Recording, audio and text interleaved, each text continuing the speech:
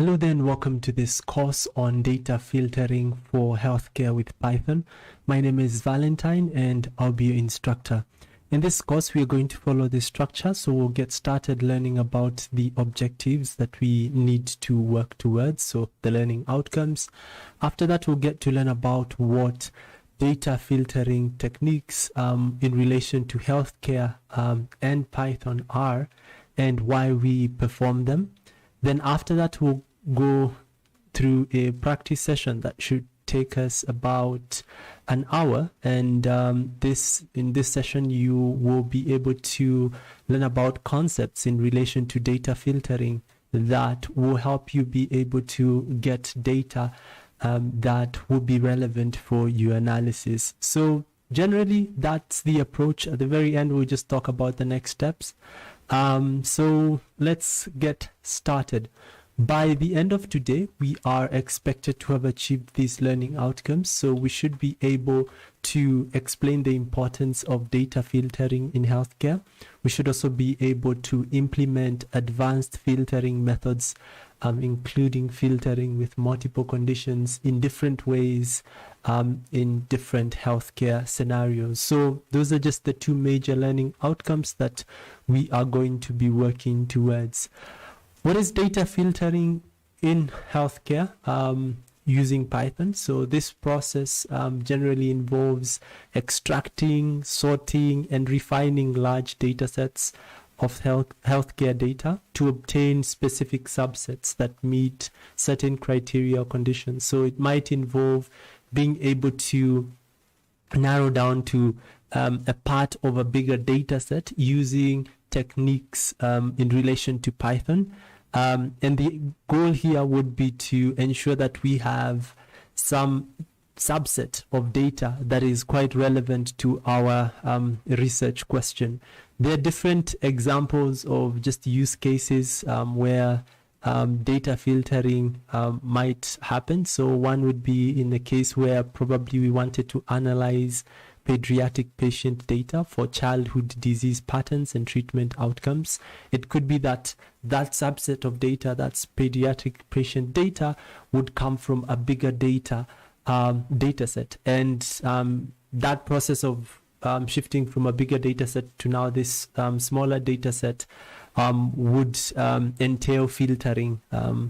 So that's one. There's tracking patients with flu-like symptoms during flu season to detect outbreaks. So we might also, again, get this data set concerning patients with just flu-like symptoms from a bigger data set. So we would perform data filtering.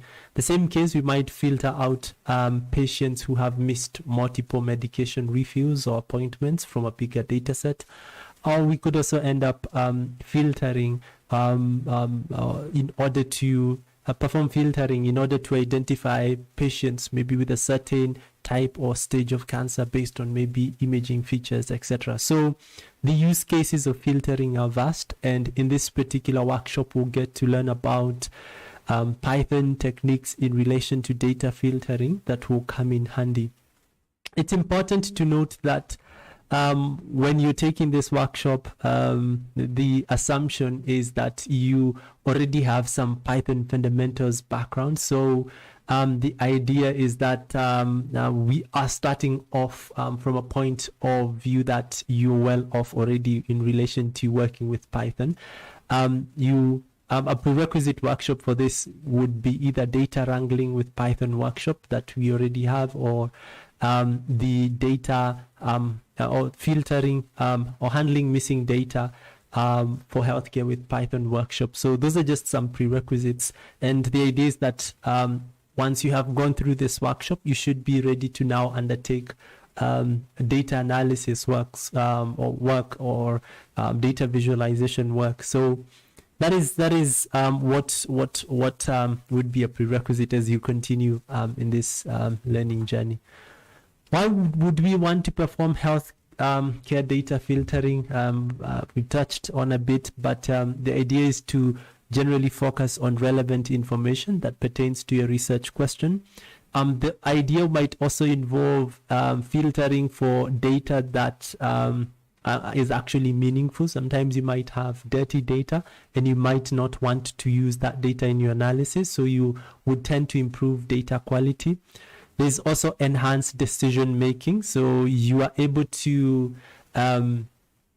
help stakeholders at the very end once you have improved data quality or focused using a relevant data set. You're able to help stakeholders make informed decisions, which again would be informed by data that is quite relevant. You could also end up having a research process that again is well founded based on, again, filtering techniques that you have performed early on. And on the other side, as well as also optimized resource allocation. Sometimes you might just want to focus or your study initially on just the subset of data set that needs resources. So as a result, you're able to optimize that process of resource allocation when it comes to just healthcare. So what are these techniques that we are going to be working towards when it comes to healthcare data filtering in relation to Python? So we'll get to learn about data filtering with Boolean indexing, using also isin function, using the query function, using iloc, as well as the loc methods for filtering, as well as also using the between function and date and time filtering techniques. So those are just the techniques that we are going to be learning. We'll cover examples as well as challenges that should help you to be able to sufficiently come out of this workshop feeling confident enough to just perform data filtering using Python when it comes to just handling healthcare data. So at this particular point, I would like to ask you to visit the link that we've shared in the video description section. It's just written resource link. Click on that link, and that link should take you to this page, and you should be able to now get the practice resource for this workshop.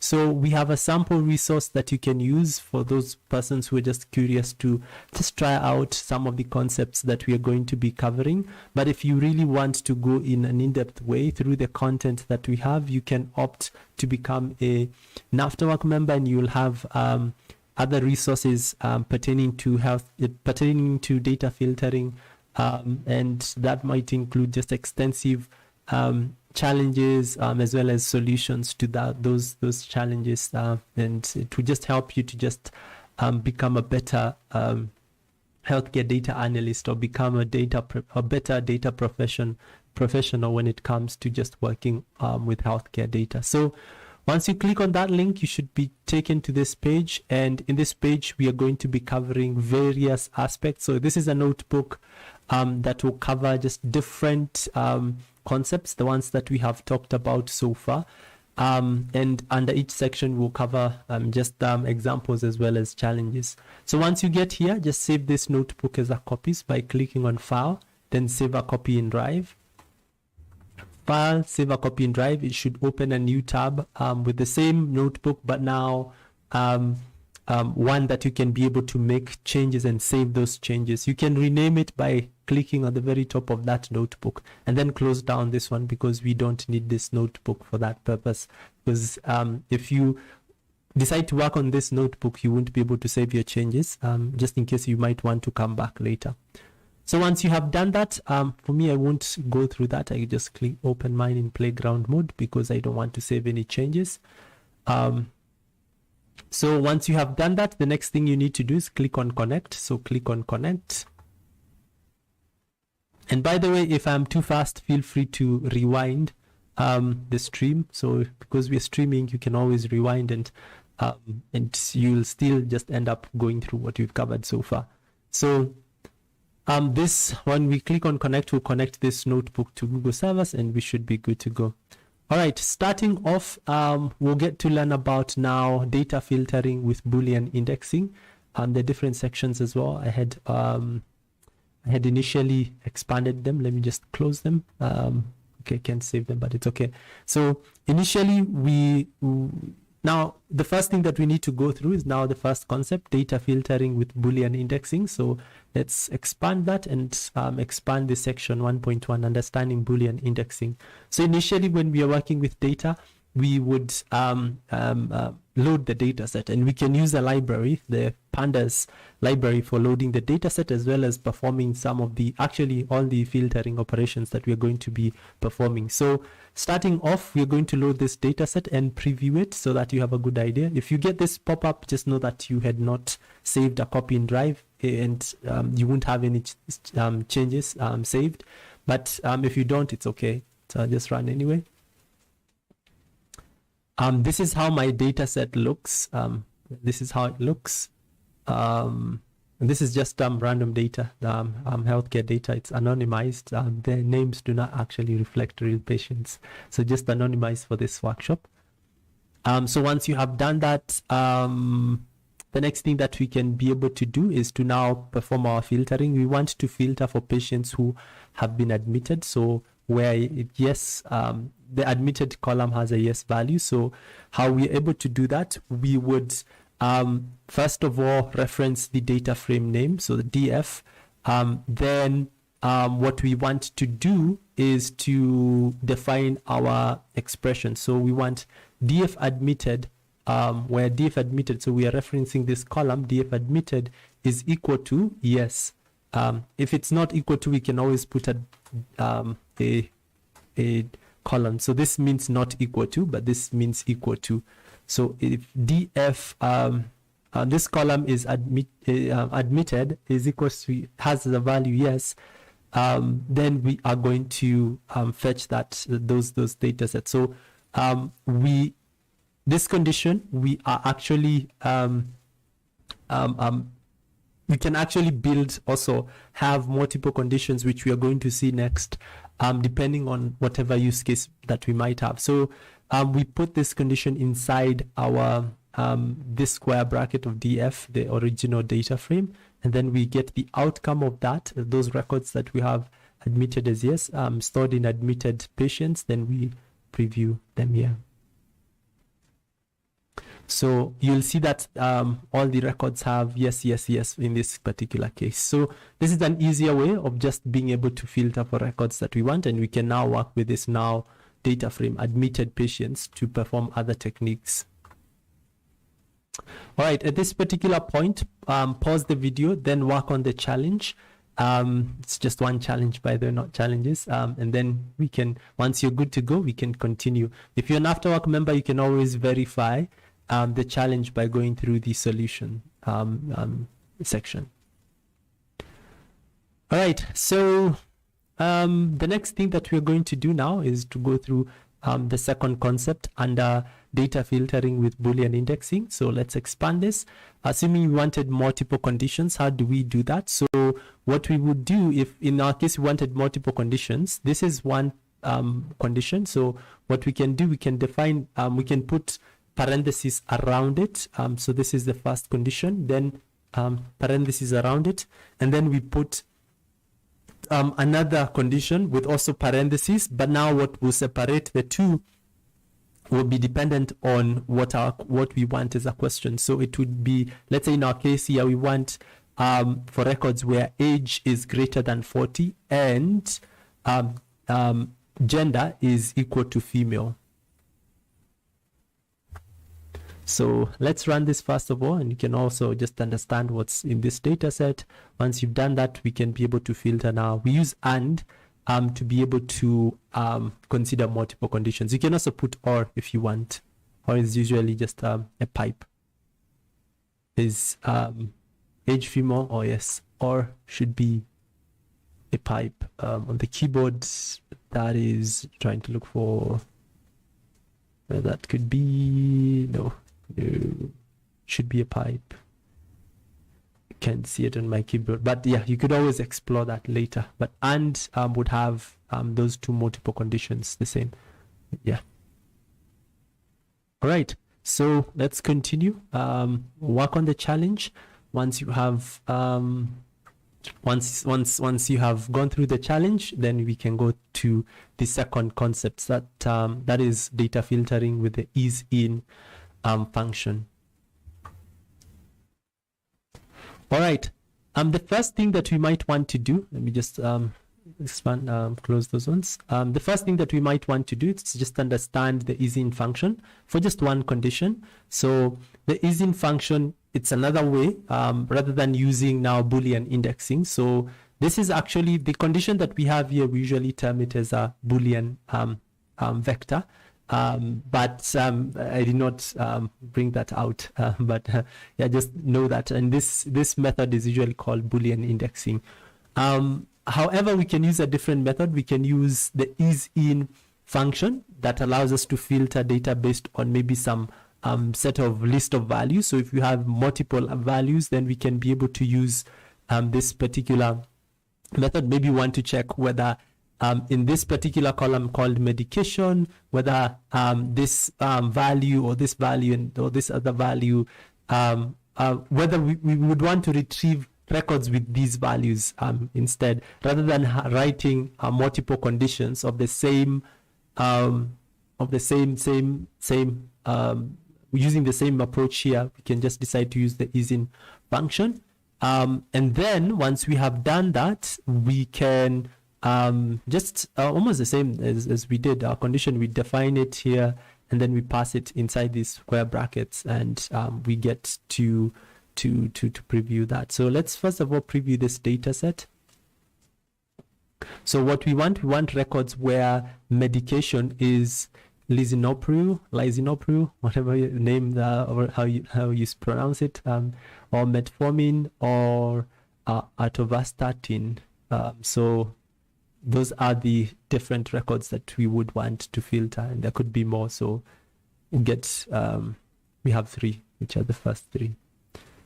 Okay, at this particular point, pause the video, then work on the challenge, and then once you have done that, then we can continue. It should be reading challenge, not challenges. So. Okay, applying is function with multiple conditions. So here initially we had just one condition. This is just one condition, but we might want multiple conditions. So how do we do that? We would as you can see here, we have this condition. This is the first condition. We would separate the conditions with the ampersand character, and then we define the second one just as we did with the first one, where we define the list of values that we want to use when it comes to retrieving the records, and also we define the column name. So yeah, so let's first of all preview this data set and see what it looks. It looks like this. How it looks like this. And what we want is for records which have diagnosis as either hypertension, diabetes, or arthritis, and at the same time the age is either 45, 32, or 60. So it's actually the first 3 records. Oh, actually there are more records, not just the first 3. No, let's see. It could be the first 3 because based on that previous, it's the first 3. All right. If you're an Afterwork member, pause the video and work on the challenge, and then we can continue after that. So we can also use the is-in function with negation. So we can decide to get records which are not of the criteria that we have defined. So let's first of all preview this data set. This is what we have for this data set. Then we can decide to get records which are not of this criteria. And how we do that, we use this character that you see here. It's usually it's called the tiled character. It's when you press shift, then the key that's right above tab, that's on just below the escape button or on the left of the one button on your keyboard. All right. Moving on, pause the video, work on the challenge. If you're an Afterwork member, then once you're done, you can verify your solution and then we can continue. Data filtering using query. Sometimes you might want to use a different approach that's a bit easier to be able to filter for data. This approach usually uses what is called a string format. And we use a query function. So let's load this data set first of all. And then once we have loaded it, we can use the query function, and inside it we pass this string which describes our condition. We want age, we want records with age greater than 40. So age greater than 40.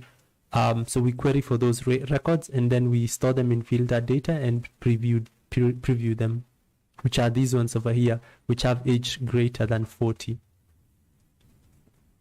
Okay, all right, pause the video, work on the challenge, and once you are done, we can continue. Okay, we might also want to perform multiple, we might have, maybe we want to consider multiple conditions. So for example, where age is 30, we use an ampersand sign, and gender is equals to female, and we can also put an ampersand sign as well, or character as well. So let's preview this data set. Again, there's a different data set. Want to get where age is 30, greater than 30, and gender is female, and we preview them here. Awesome. All right, work on the challenge if you're an Afterwork member, and then once you're done, we can continue. So the fourth concept that we're going to learn that we can be able to use to filter for data is using the lock and the iLock method for filtering. We'll first of all learn about how to use the lock method for filtering, and this one allows us to be able to use labels. Labels are just the names of columns that we would work with. It's almost like Boolean indexing. So but the iLock method, which is it's different, uses now what is called just numerical indices. But this is the most readable form approach. So let's load this data set. Once we have loaded it, we can then be able to, we can just read, it just contains information about patients. We can then filter the data set using the lock method. So we use the lock, then we specify, instead of putting df as we did, just df, which might actually get us the same answer. We just use the lock method, and we can be able to get whatever that we want in terms of the records. So here we want to get age greater than 50. Yeah, pause the video, work on the challenge, and then we can continue.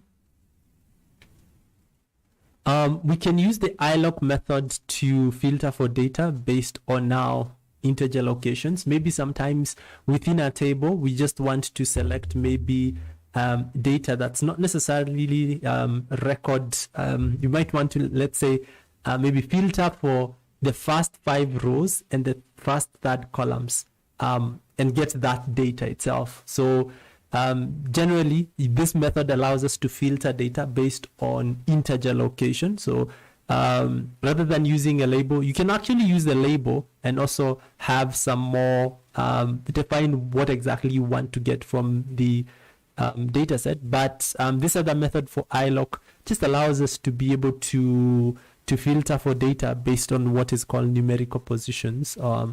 Yeah, so let's see how we can be able to filter using the iLock method. So we load this data set, and then we want to filter for, we still now use iLock, not lock.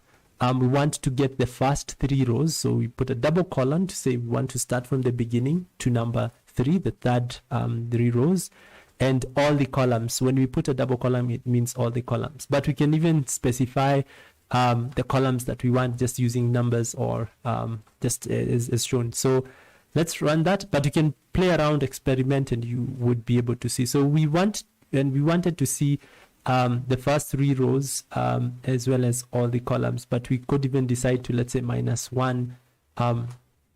That should give us a different outcome. So we are getting the first 3 rows, but the last record. So we can also do, can do something like this to get data that we want in an easier way in a data frame format. So -1, it's the last column. We can do -2 to get now, these 3 medications, etc. So this just gives us some flexibility in filtering for the data that we want. All right, pause the video if you're an Afterwork member and work on the challenge. And then once you're done, we can continue. Data filtering with between. So sometimes we might want to, filter data based on some range of values, and that can be a challenge. So we use the between method to be able to do that. So let's load this data set. So assuming we want to get records with age between maybe 45 and 60, 45 and 50, how we do that is we define our condition as shown, but we now use the between function, and inside it we define the values from where we want to start our search to where we want to finish, and then we store the outcome. Then that's what we have. Okay, so pause the video, work on the challenges or the challenge, and then once you're done, we can continue.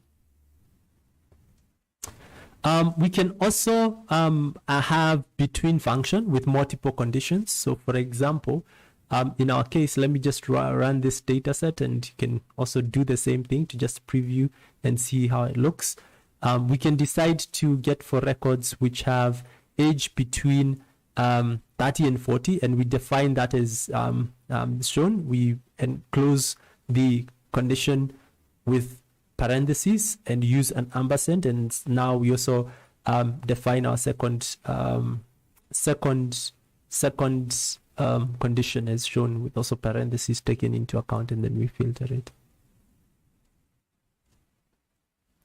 All right, at this particular point, pause the video and then work on the challenge, and then we can continue.